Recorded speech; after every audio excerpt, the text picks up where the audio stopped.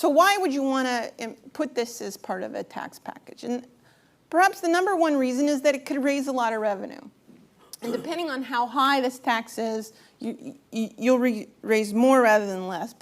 And estimates vary, but something like $33 per ton of CO2 in 2020 could raise about $180 billion per year. And so the revenue estimate trajectories, start out at around $100 billion when the tax is imposed at the kind of rates I was talking about.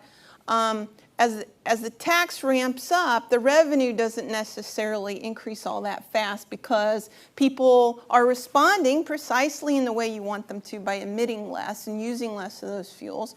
So the revenue kind of goes up a ways and then eventually it tapers off as the rate goes up and the emissions fall. The emissions fall faster than the rate goes up, and eventually, this tax somewhere out in the latter part of this century would end up in not very much revenue at all. So this would be an intermediate, medium to long run revenue instrument, but eventually in the very long run it would not be a revenue instrument at all. And that's what you need if you're going to stabilize concentrations. You need those emissions to taper off. So aside from the revenue, you want the carbon tax embedded in a bigger tax package because it's regressive.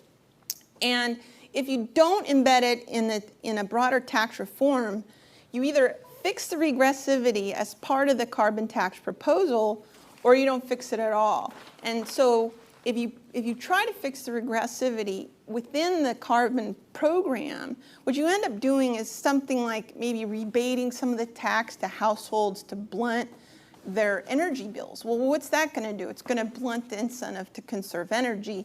And there you have to have a higher carbon tax to reach the same environmental objective. And that obviously makes it more costly.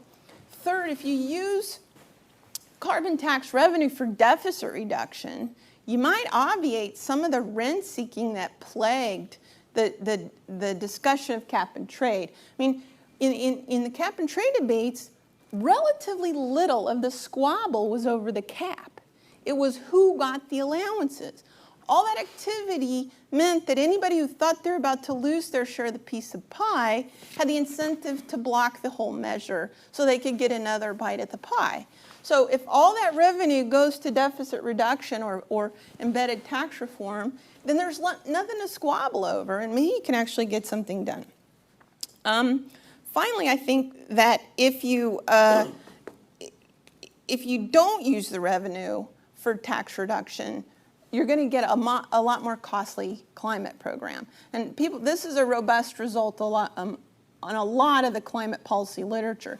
If you have a climate program that just takes the allowances and gives them away, or takes the revenue and gives it away, you're not offsetting those other distortionary taxes, and you're not getting that economic benefit. And that raises the overall cost of the climate program considerably.